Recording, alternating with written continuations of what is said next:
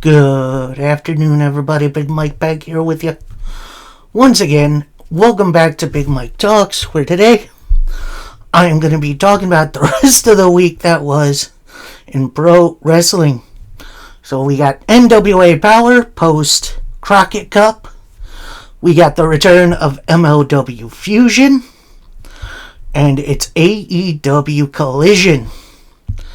And, while all these shows took place on Saturday, I actually spaced them out a bit because I was watching something else. So, sorry guys, but there was something else on that caught my interest. But I knew I could watch them on demand whenever, so that's when I did it. So we are going to start with NWA Power. We get a nice little card rundown. Then we get an interview with Thrillbilly Silas Mason and Alex Taylor. With Thrillbilly starting off saying, "I'm so surprised I was able to be here today because there's a knife sticking out of my back. And the man who put it there, I thought we were brothers. Kerry, the moments we shared didn't mean anything to you. And he's only 25. He doesn't quite know the consequences of his actions yet. And Kerry, when I get my hands on you, I'm going to show you the real thrill ride." So Alex Taylor pipes in and says, "I saw what Kerry did during your match. Let's try to see it from his perspective." Thrillbilly then gets an ugly looking mug on his face, like he's pissed off. Taylor continues, "Alright, let's hear me out. Ever since you won this World Heavyweight title, the spotlight has been on you this whole time, and he's tired of living in your shadow. Think about it." So then Alex Taylor leaves, leaving Thrillbilly with something to think about. So yeah, the Southern Six. Definitely going to be an interesting situation here, because it's looking like it's going to be a breakup. And I don't know if Thrillbilly is going to be face or heel, but either way, I'm set for it. I'm ready. Then we go to some weird looking part of the arena, I guess. Looks like it's somebody's office. It's Casey, AJ, and Joe, the Kazanas, aka the Country Gentleman. With Joe taking the lead, saying, "You guys can be sad about the Crockett Cup all you want, but tonight you got it. Your shot at the tag team titles. And you have already gained a win over the Immortals. You're going to do it again tonight, and you're going to do it by the book."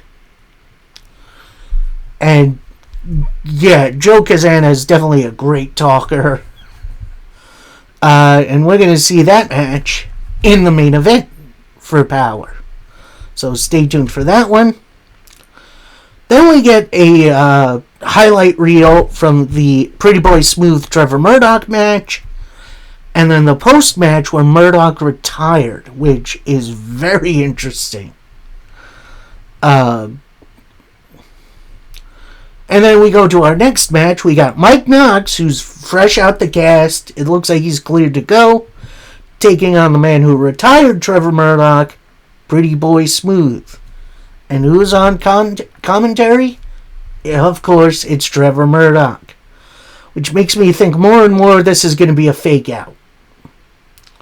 Like, I don't know. We already saw it with Brock Lesnar in the WWE. I just got a funny feeling now. Anyway, this was an interesting little hoss fight between the two. It definitely looks like Knox still has some healing to do, because you keep seeing him grab his wrist. However, that definitely plays into the finish. After a big old crossbody by Mr. Knox, You see the ref kind of lean over Mike Knox. Again, he's holding his wrist. He looks like he's hurting. Then Knox gets up, runs right into a Haas cross, which is just a big old right hand from Pretty Boy Smooth.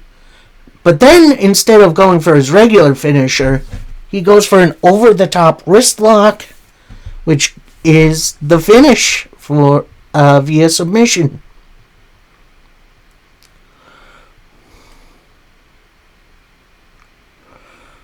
And then post-match, you see Pretty Boy Smooth and Pastor CeeLo celebrating. Then this fan runs up to him, kind of like feeling him up a little bit, which that was very weird. And then grabs his face and makes out with him.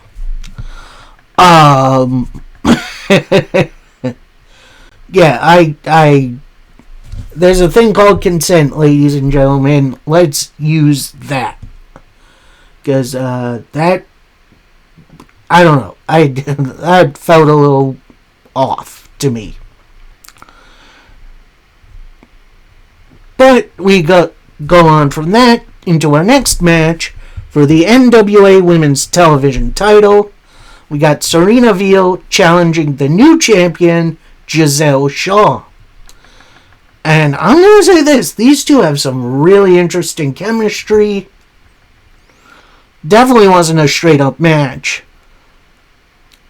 Veal attempts the bloodbath right off the bat, but Shaw gets out of it in the corner with some uppercuts. One point, Veal locks Giselle Shaw in the crossface, but Shaw breaks out of it. Eventually, Veal gets her back in, but then locks in like a Rings of Saturn move, which is double hooking your arms behind your back, which is interesting looking. Eventually, Shaw does fight out of that, hit a roll up for a 2 count. Shaw attempts the denouement.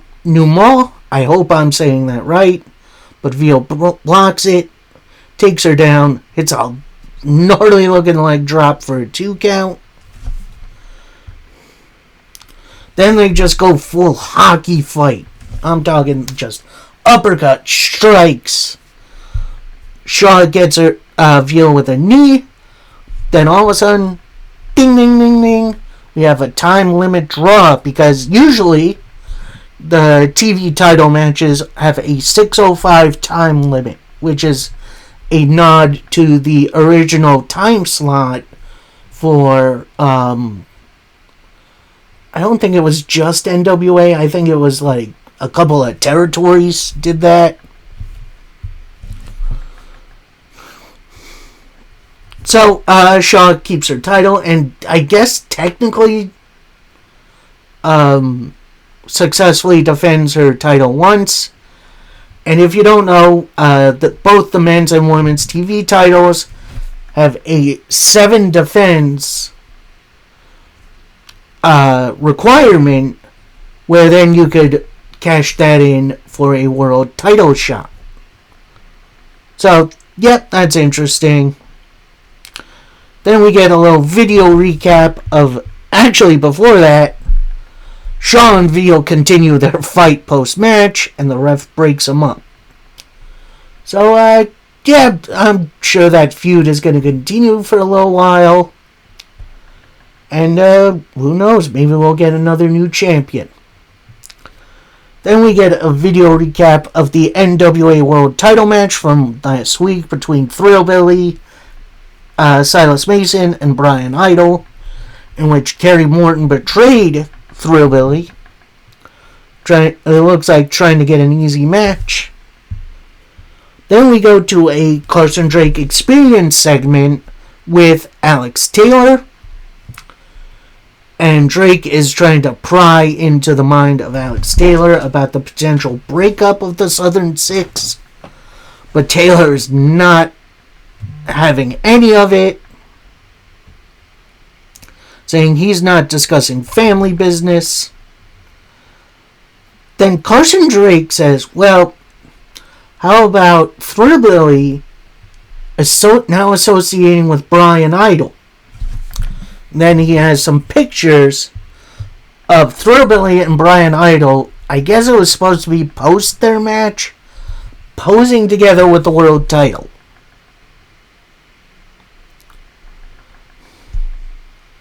And then Taylor kind of gets in his own head, pretty much saying, "Oh, that doesn't... No, that... It's definitely an interesting time for the Southern Six. I smell a breakup coming." But before that, we get Alex Taylor taking on the debuting Axton Ray. I do think Axton Ray is related to someone formerly in wrestling. I forget who. I'm going to have to look that up. But as the bell rings, Axton Ray extends his hand for a handshake. Taylor looks like he goes for it, gives him the psych, kind of dances for a minute. Then Ray pulling out the crazy looking arm drag. Post bell. Then Axton Ray does it again, offers his hand for a shake. Taylor kind of accepts it, and then hits Ray with a knee right to the gut. And I'm going to tell you this, Axton Ray is a very impressive wrestler. Pulling out a moonsault at one point for a 2 count. But eventually, Alex Taylor fights back, hitting a neck breaker. He gets 1, 2, ref's hand has come down for a 3. Taylor pulls Axton Ray up, gets him and hits the green whistle to pick up the win. So, yeah, definitely an interesting debut for Mr. Axton Ray. I'm interested in seeing what else he is capable of, because that was an impressive debut. Then we get a promo from the Immortals, our current tag team champions, saying, "With the Crockett Cup come and gone, we creating a list of our legacy, but we fell short of the cup. But know what Vegas and Immortals have in common? The house always wins. Southern Country Gentlemen, do you know what kind of monsters that creates? You're gonna find you stepped in the ring with real wrestlers." Then we get this weird NWA training seminar introduction thing with Tom Latimer and William Patrick Corgan, talking about training the next generation, and then asking more for their trainees, who definitely look fresh to the business, to allow the other trainers to come in. So, yeah, this is definitely going to be interesting. Little segment. Then we get our main event for the Power for the NWA World Tag Team titles, as the Country Gentlemen, that's AJ and Casey Kazana, take on the Immortals. That is going to be Odinson and Kratos. And, yeah, this was a very entertaining matchup. These two teams have some great chemistry, going back to the Crockett Cup. But then, as I want to say it was Odinson going for a big elbow, miss, elbow drop, whiffed. Then we go to an ad. We come back for a Pope Mims segment backstage, with Pope saying to Mims, "Look, I've been waiting on you. Tell me what's going on. It's clear you want to be the best. Well, now you're learning from the best. And next week, I got you a match with Carnage." Mims says, "My resume speaks for itself. Say less." And Pope is like, "Okay, say less." We then get this, the return to the NWA training seminar. We see Brian Idol, Natalia Markova, a couple others. Then we see Mike Mondo and Aaron Stevens off to the side, out of the ring. They're talking to each other like, oh, why is Brian Idol training these guys? He's barely got training himself, blah, blah, blah. Then Mondo slides into the ring, gets into Brian Idol's face, asking, hey, why are they learning from you? They want to learn from the best. Well, you got me now. They kind of brawl for a minute. Then they're held back by the trainers and the trainees. So, yeah, it definitely looks like we are going to get a little bit of a feud between these two, which I am definitely open for. Go back to the match, and it's honestly a lot more good things. One point we see the Country Gentlemen with quick tags just wearing down Kratos. Eventually Odinson does get in. He runs house for a little bit, including hitting a massive jackhammer on KC, only for a 2 count.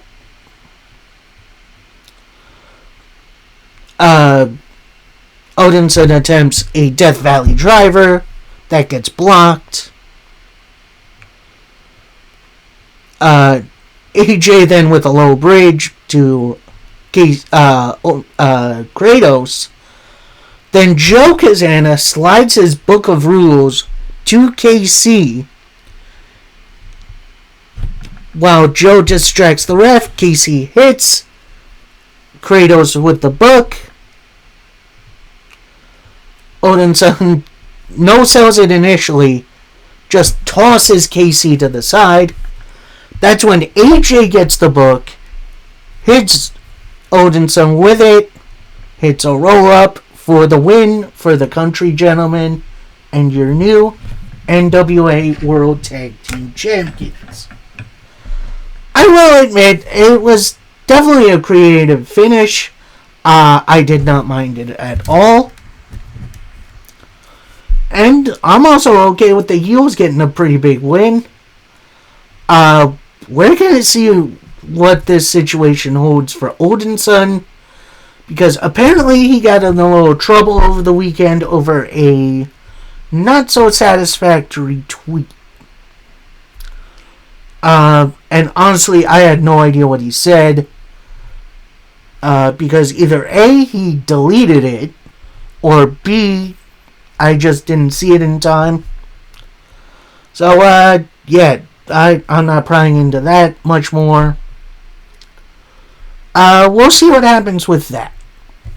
So, that was NWA Power. A very interesting episode. Definitely some good stuff to start off feuds.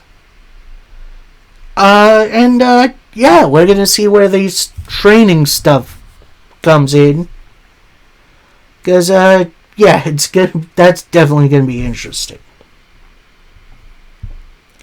After that, we got MLW Fusion, and it's actually a 2-hour special, so we get 2 episodes back to back, which that's fine. I'm good with that. So we start off episode 1 with a recap of Battle Riot, which is now at least a good 4 or 5 months since that event. So definitely not super recent. Then we get our card rundown for the episode.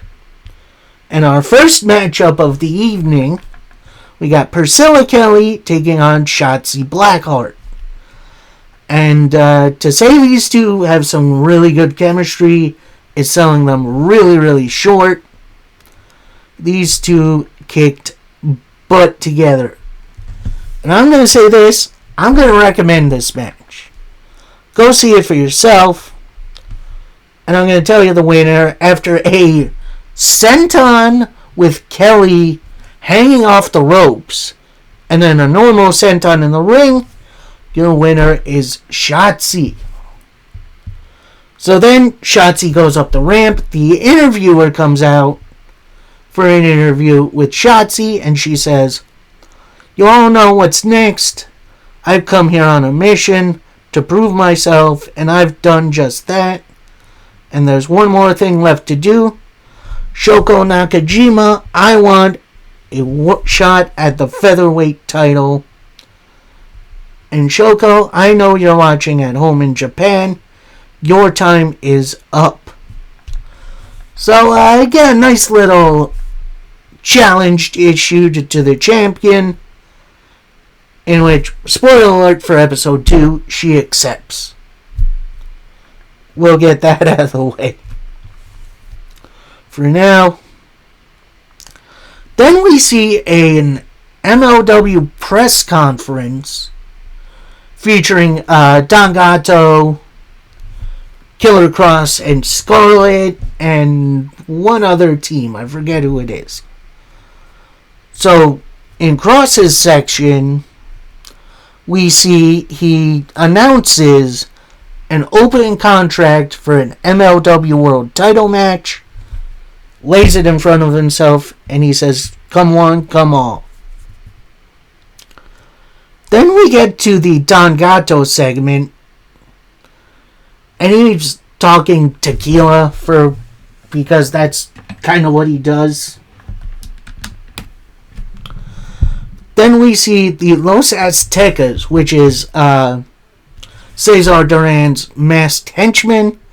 They come over to Don Gato's truck, I guess, kind of slip off their mask, take a drink of tequila, which, honestly, that's pretty funny. Then we see Don Gato, and it looks straight out of a comic book. Just pow, boom, just takes him out. So, yeah, that was definitely funny. Nice little moment for Don Gato and his crew. Then we see Alex Hammerstone. He's in the bowels of the arena somewhere. Then Rich Bocchini catches up with him. He's the interviewer who just interviewed Shotzi. And he says, "Look, about this open contract with Kross, are you going to try and sign it?" So Hammer replies, "Am I going to try to sign it? Do you not remember how my world title reign went? That title, it's covered with my blood. So yeah, I'm going to go sign it." But before he could walk away, Bocchini says to him, "Well, contract's already been signed, I've heard." Hammer then takes a stop, turns around, asks, "By who?" Bocchini answers, "I don't know who." Then we see Hammer double destroy some boxes of Miller Lite, which, that's kind of funny. Where Bocchini was standing, he then chases Rich Bocchini, asking, "Who signed it? Who did it?"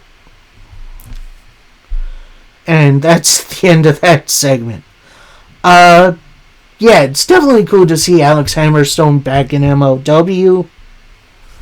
We're going to see how his next reign goes. So next up, another second matchup of the evening.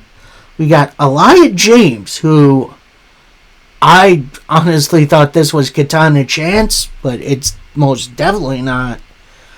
Taking on Scarlett Bordeaux. Start off with a nice little handshake. And, yeah, these two worked really, really well together.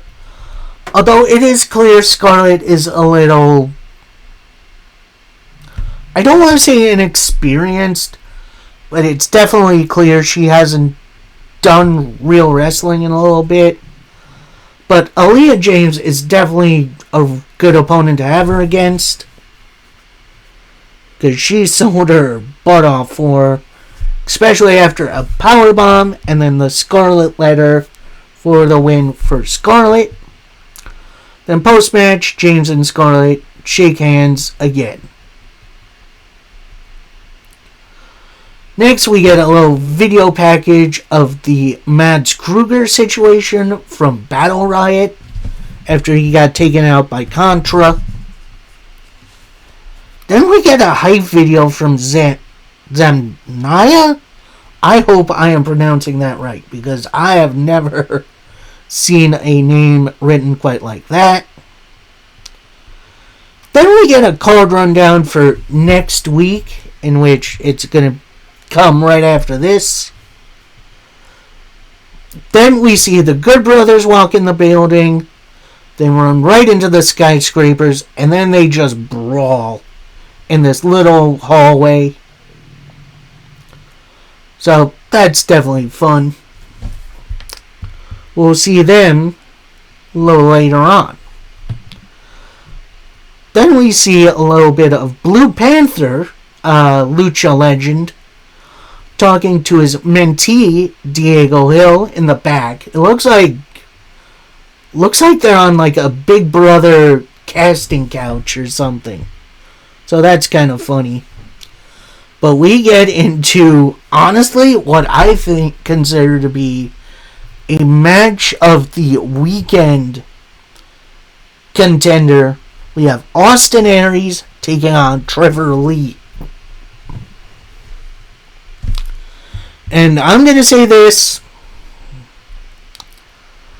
I'm going to say it all the way. You should go watch this match. It was absolutely great. These two have some really, really good chemistry. But your winner after the Brainbuster is Austin Aries. And I am going to say this. While I have been the biggest Austin Aries fan, after what he did at Bound for Glory in, I want to say that was 22, I definitely lost some respect for him. However, as a wrestler, I respect the heck out of him. He definitely has the skills to pay the bills, if you know what I mean. So, post-match, Aries grabs the microphone, pretty much says, jealousy isn't a good look on you. Well, nothing really is good luck on you in the crowd. But it's time to give credit where it's due. Trevor Lee is a star. And I've heard all the rumblings. Is Austin Aries back? And that match just now proved it. Facts are this. Last year I was in the booth. Now I proved I still got it. And I beat a list of the greats. But there's one man who has my number. I lost to Mystico. And when I went down to CMLL, he was nowhere to be found. So Mystico and I have unfinished business. But before that, MOW has the National Openweight title. It is a weightless title that anyone can challenge for. So, Blue Panther, consider your reign on notice. And this is not just for the title. This is for your career. Defend it against me ASAP. So then we go to a little ad. Come back. As we've seen, Matt Riddle has signed Killer Kross's open contract. So we're going to be seeing that. We're going to be seeing that match in the near future. I'm excited for it. Let's do it. So that's the end of episode 1. Now we slide right into episode 2. We got a recap of last week, which that's definitely funny to see. Then we have a nice little card rundown, which, again, I am all for. Then we see the MLW World Tag Team Champions, the Skyscrapers. So that's Donovan Dijak and Bishop Dwyer, the former Baron Corbin. Potentially future Baron Corbin from what I've been hearing. He might be going back to the WWE. Anyway, we get our first matchup of the evening for episode 2.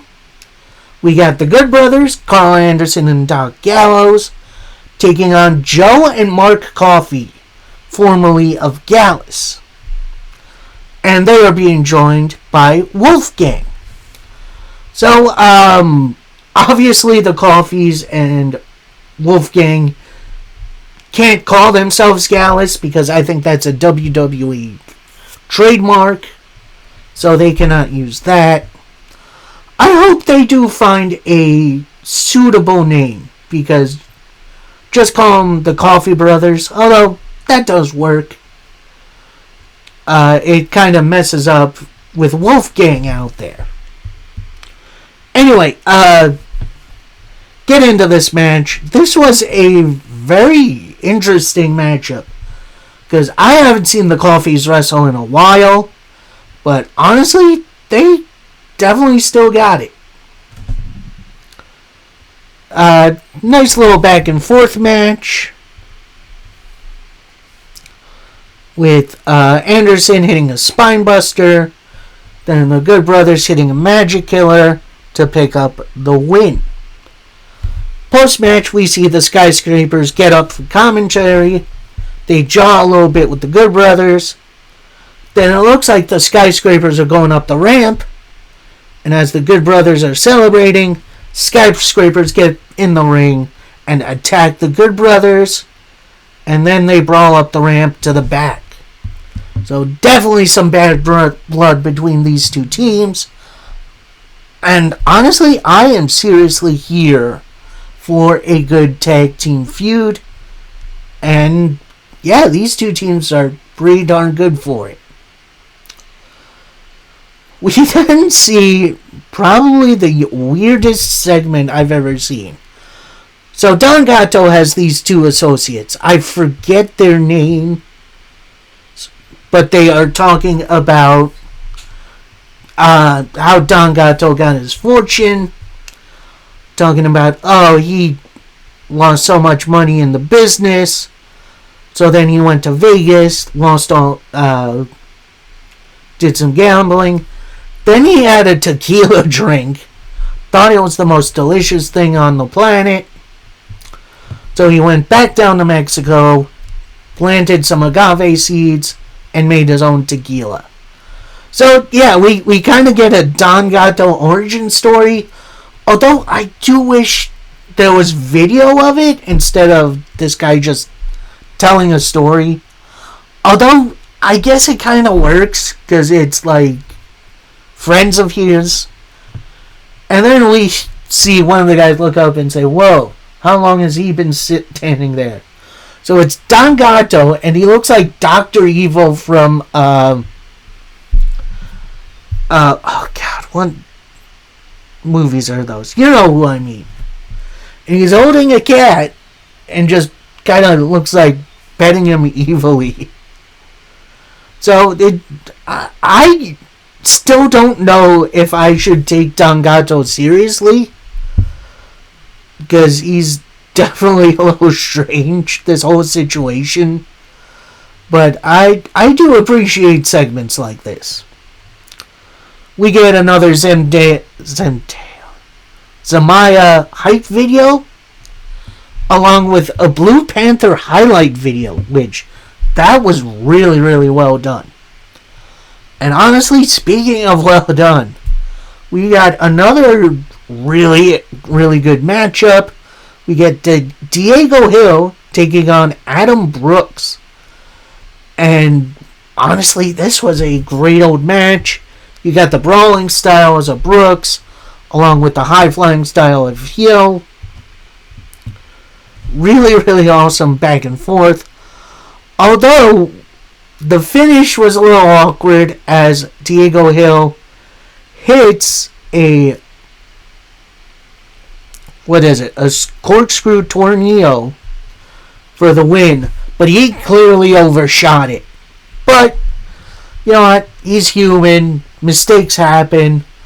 Hopefully Brooks or anyone else or Diego Hill wasn't hurt. So, honestly, overall, really good match. bit of an odd finish, but again, I don't think that was anyone's fault, really. Then we get some Shotzi Blackheart highlights. Then we get a via satellite video from Shoko Nakajima. Obviously, she speaks Japanese, so she had captions on. But to sum it up, yeah, she accepts Shotzi's challenge for the featherweight title. Then we get some Austin Aries highlights, which that was pretty cool. Then we get kind of the weirdest video I've ever seen from Contra. Like, it's telling the story of why they attacked Kruger and kicked him out of the group and maybe even the company. And it was all just like highlights and then it's text on the bottom of the screen. So, yeah, there was really no real members of the group talking to a camera. And, yeah, from what we know, there's a couple members. There's Simon Gotch. We got Kushida. Kira Kwan. Baba Thunder, if you remember him. He was Apollo Crews' second in command in WWE. And, yeah, the masked dude who was wearing Kruger's old mask. So I'd say that was a bit of a letdown for me. I would like to see Contra at some point in person on this show. But I do kind of understand. So next match up, we got Carolina Cruz. I'd say a newcomer, but I feel like she's been on the show before. Taking on the debuting Zamaya. I believe that is how her name is said. And as Cruz is getting ready, Zamaya hits her with a spear right before the bell. Then the bell rings, and Zamaya just destroys this poor woman. Cruz does get some offense in, but we eventually get to the outside. Zamaya then pulls up the mats that are outside of the ring, hits a body slam on Cruz onto the exposed concrete.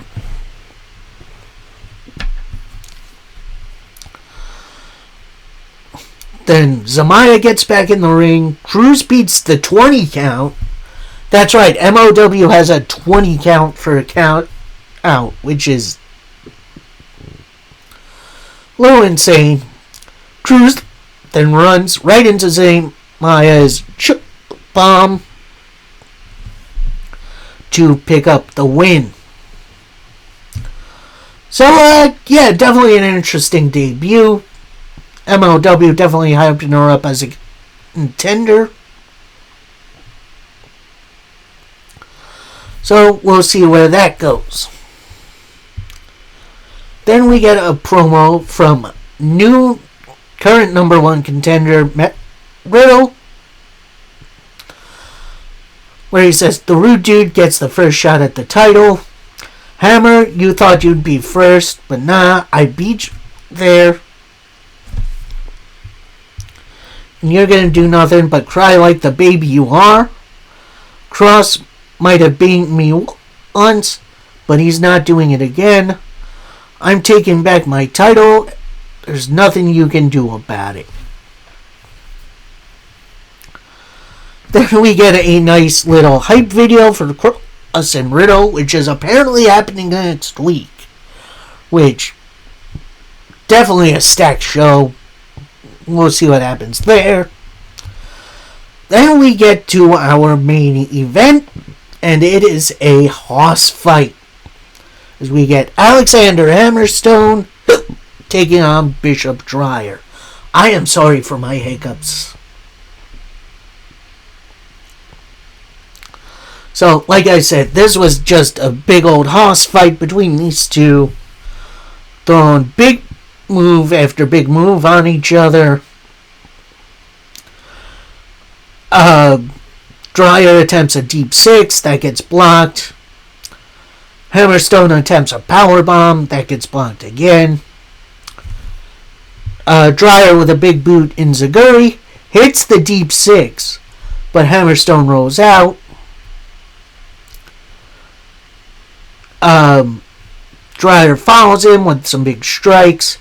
Goes for a Death Valley driver on the apron, that gets blocked. And then Hammer with a big old drop kick. And while everyone's down, Dijak comes out. He has a chair. But the Good Brothers intercept him before he can get to the ring. And that distracts Dryer long enough for Hammerstone to recover, hit a powerbomb on Dryer, and pick up the win. So does that mean in the future we're going to get a Hammerstone tag team title reign? Personally, I wouldn't be against it, but I think we'll see. Overall, yeah, definitely a very interesting couple episodes on MLW Fusion. I believe for this coming Saturday, it's just going to be a single episode, I believe. I could be 100% off on that, but I guess we'll see. Yeah, this was a nice little reintroduction to MLW Fusion. It has definitely been a while, and I appreciate them coming back. Two things that kind of irk me, though. One, obviously, is the Diego Hill, overshoot on his finisher. Not all his fault, but I would have liked to see him hit it flush. And then two, which is interesting, zero sign of Cesar Duran, who is supposed to be the current general manager, including his daughter. So, yeah, I don't know what's going on there. I hope they figure that out and get him, or maybe they're just not doing GMs anymore, which I wouldn't be against. I kind of think the authority figure in wrestling has ran its course. And I will say, originally, I did want Mick Foley as AEW's GM, but now that I've seen an old interview with Paul Heyman, which I think it was 2023, pretty much talking about that, I definitely think I'm over the GM position in pro wrestling.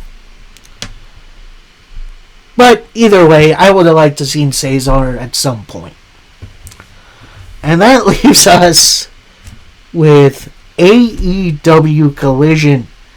And this definitely was an interesting show. So first we get Tommaso Ciampa joining commentary, which, yeah, that definitely made it more fun. Then we go backstage for a conglomeration promo, asking Takeshita if he's good. Takeshita answers, "Thank you guys for having my back.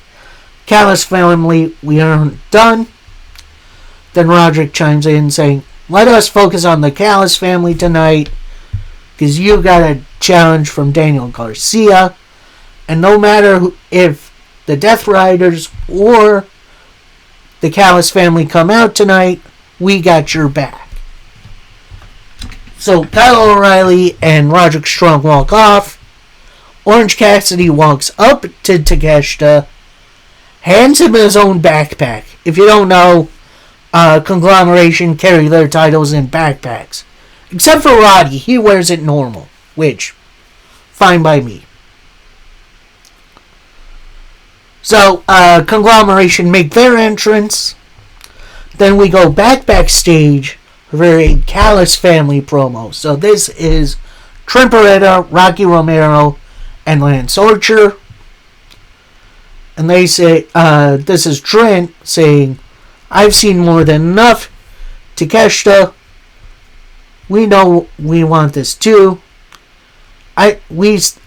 Conglomeration, we saw you gave the backpack to Takeshita, but tonight your packs will be empty because we're taking your trio's titles. Then they make their entrance, and we are in the match for the AEW Trios titles. It's the Conglomeration, that's Orange Cassidy, Roderick Strong, and Kyle O'Reilly, taking on Rocky Romero, Trent Beretta, and Lance Archer of the Don Callis family. And this was a very entertaining matchup between the two teams. Lance Archer at one point catches an orange punch, which I'm always a big fan of that. Cassidy then fights out. Then with a little help from Roddy, he hits a big old DDT on Archer. A lot of quick tags in and out from both teams. Trent hits a dropkick into a pile driver for a 2 count. He goes for a big kick. That gets caught into a leg whip.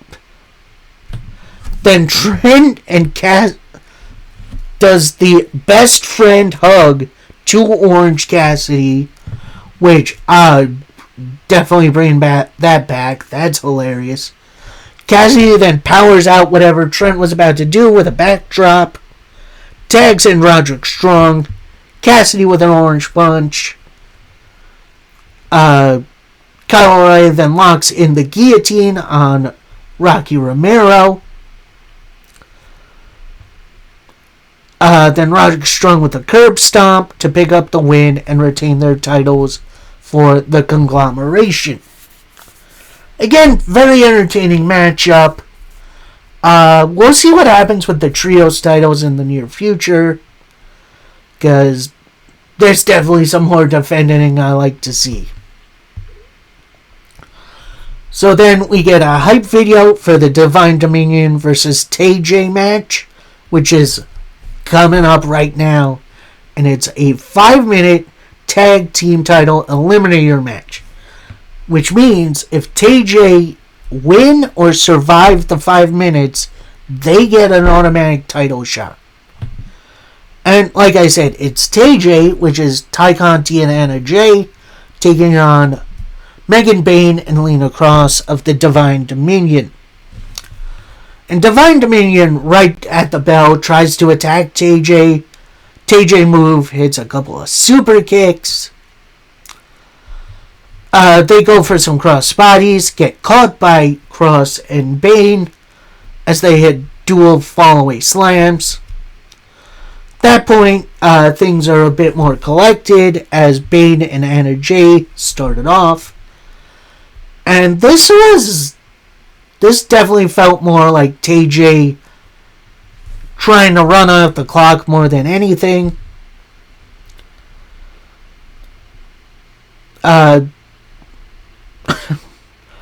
One point near the end, Bayne tags in. Divine Dominion attempt the Divine Intervention, but Ty Conti breaks it up.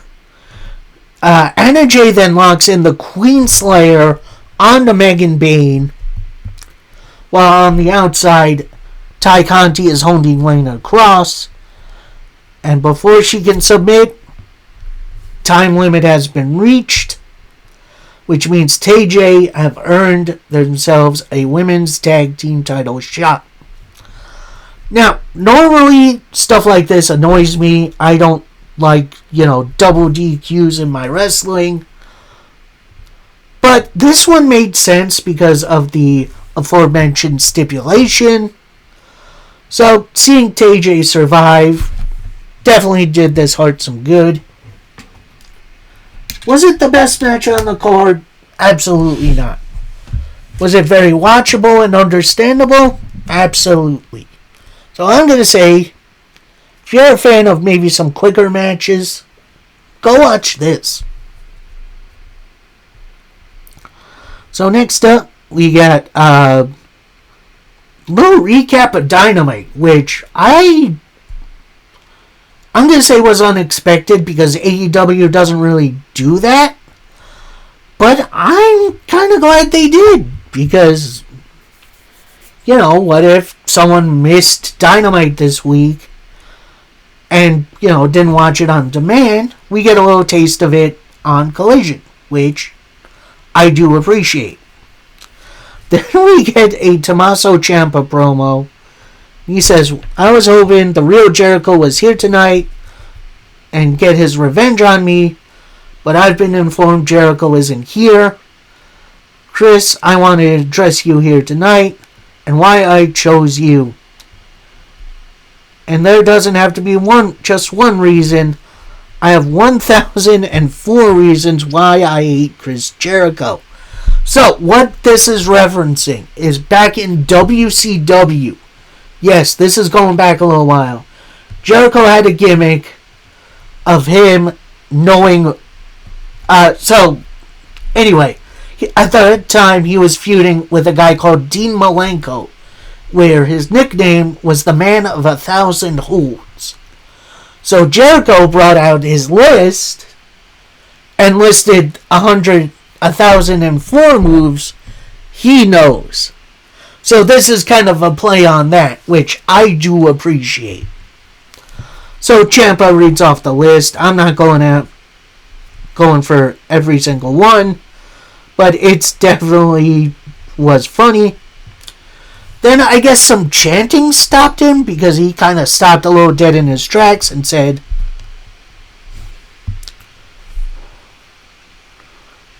look, I feel like I've known you for 30 years, Jericho. You don't have me fooled. I know you are scum, and you may have all of them fooled, but I know better. I know a snake is always a snake. Jericho, I'll see you when I see you. So definitely an interesting challenge and a great callback to a former Chris Jericho gimmick. Definitely going to be interested to see what holds between a Tommaso Ciampa Chris Jericho feud. Anyway, now we get CMLL Women's Champion Persephone joining commentary. She's still suffering the effects from the Julia Hart Black Mist, but she's here scouting her future Owen Hart Cup opponent, that being Stardom's Suzuki. Now, while she is a Stardom wrestler, she has a title from... Honestly, I don't know what promotion, but it's definitely a pretty big title. As she's here taking on Maya World. And Maya brought the funk today. Like, she was absolutely all in on this. These two have some absolutely great chemistry. I don't know if they've had a match before, but it definitely feels like they had. But then, after a code breaker and a senton, your winner is Hazuki. So definitely a fun little matchup for the women's division. We then get Persephone up off of commentary, getting in the ring, and have a little stare down with Hazuki. So, yeah, that was very cool.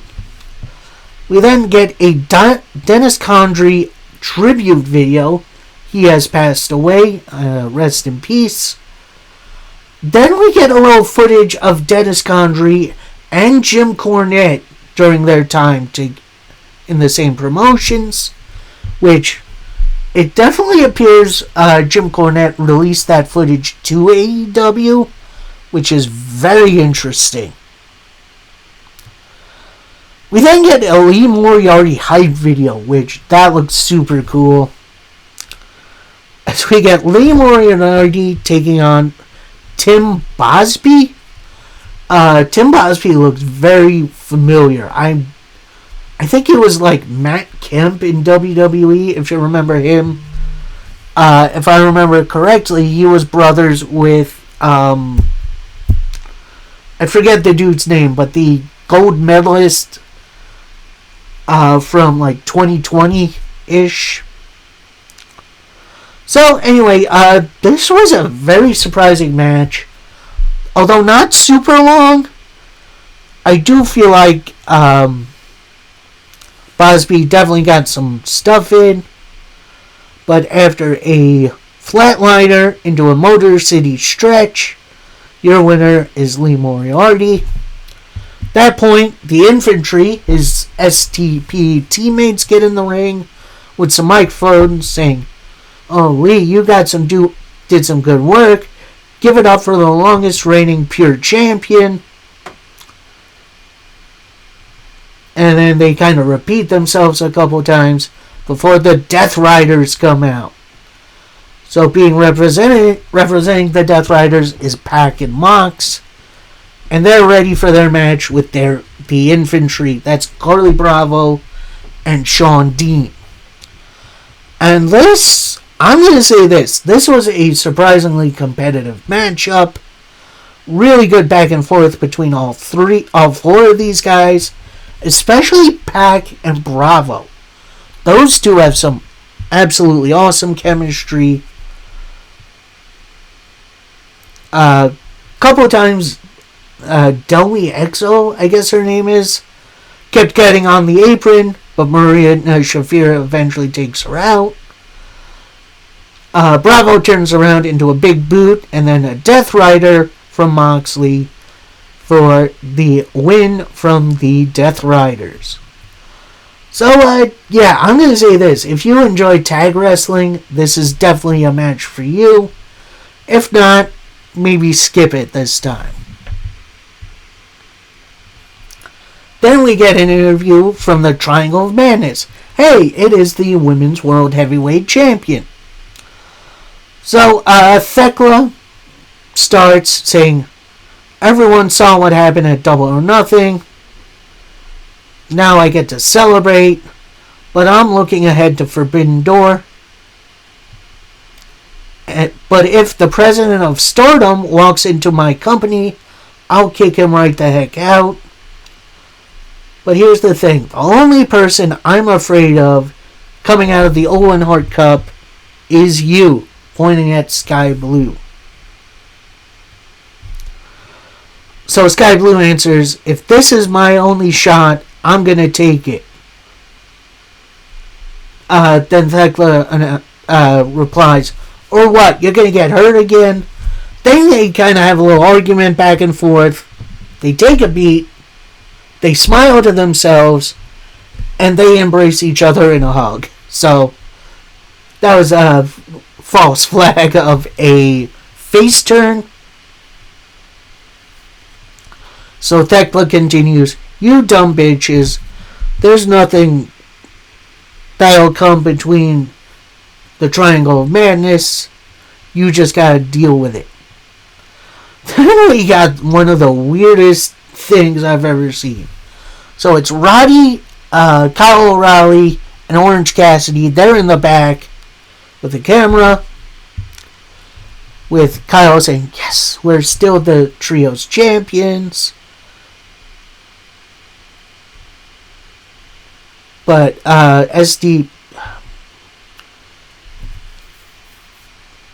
SCP. But Callis, if the rest of your family would have interfered, Takeshita, if the Callis family interfered tonight, we got your back. Then they kind of look off screen and like, what's that? It is a spinning rainbow umbrella, and it's revealed under it, it's Lio Rush. And he's like, the rain. Then Roddy says, "Guys, don't move. If you stay still, it can't see you." So Leo just kind of passes by the camera, leaving them alone. So that, I was kind of hoping that the Lio Rush gimmick wouldn't become a comedy thing. But, that's fine. We'll see what happens there. So next, it looks like the dogs are about to do a new 5-second pose. Thus making fun of Cope and Cage. But interrupting them comes the Guns, Austin and Colton, for their match against the Dogs, which is David Finlay and Clark Connors. And I'm going to say this. If you really enjoy tag team wrestling, this was the match to watch. I absolutely loved this match. Really good back and forth. Chemistry is off the charts.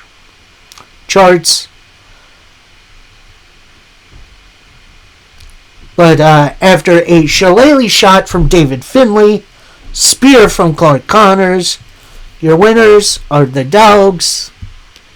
And post-match, looks like the Dogs are about to attack the Guns, but Juice Robinson and Ace Austin make the save. So, I kind of hope this feud isn't done. Then we get Gabe Kidd back. Could have a fun little trios match. Maybe if we're lucky, we'll see other members join the Dogs. But honestly, that was a very fun matchup. Next up, we get a Kevin Knight versus Speedball Mike Bailey hype video, which, again, whoever's doing these video packages for AEW needs an absolute raise. These have been great. So then we get a Dynamite card rundown for next week, which looks absolutely awesome. Then we get announced something very interesting. For the first time in AEW proper, we get a Survival of the Fittest match announced to crown a new TBS champion. And apparently it's going to be taking place in July, which is very strange. But, c'est la vie, we're finally getting some motion on the TBS title. Now, Survival of the Fittest is actually very interesting. Because first, we're going to have a couple of qualifiers. Then, this is going to be an elimination match, where the last woman standing is going to be TBS champion. Which, I am more than fine with that. I do wish this announcement would have happened on Dynamite. But, again, I'm glad that AEW addressed this. Next up, we got Jake Doyle and Brian Cage of the Don Callis family. Yeah, those two are now teaming up. And they're taking on two very pro wrestling named guys in Jimmy Wild and Tommy Mars. And yeah, this was pretty much a squash match, with the finish coming after a drill claw from Cage to Wild and a powerbomb from Doyle to Mars for this team to pick up the win. And honestly, with Mark Davis now the national champion, this team I could see going places. I could see them potentially the ones beating Cope and Cage. So this brings out Kenosuke. As Cage and Doyle are celebrating, Takeshita's music hits, they come out. Then we see Doyle and Cage looking like they're about to attack him, but they get held up by security. Then we get to our main event of Collision, and it's for the AEW International title, as Konosuke Takeshita is defending against Daniel Garcia. And this was a really, really good matchup of just straight up power from Takeshita and some really nice technical style from Daniel Garcia. It was a really good back and forth.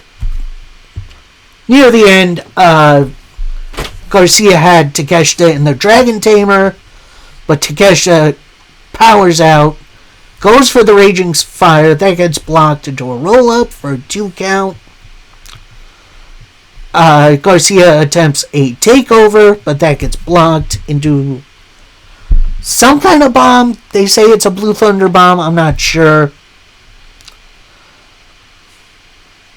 another little bit of back and forth, including a rolling elbow and then a raging fire for Takeshita to pick up the win and retain his title. And as Takeshita's celebrating, the other members of the Don Callis family come out and they just beat the heck out of Takeshita. At that point, Mox, who has been on commentary, gets off of commentary, tries to save Garcia. Shafir and Garcia try to save Takeshita, but Shane Taylor Promotions intercepts them.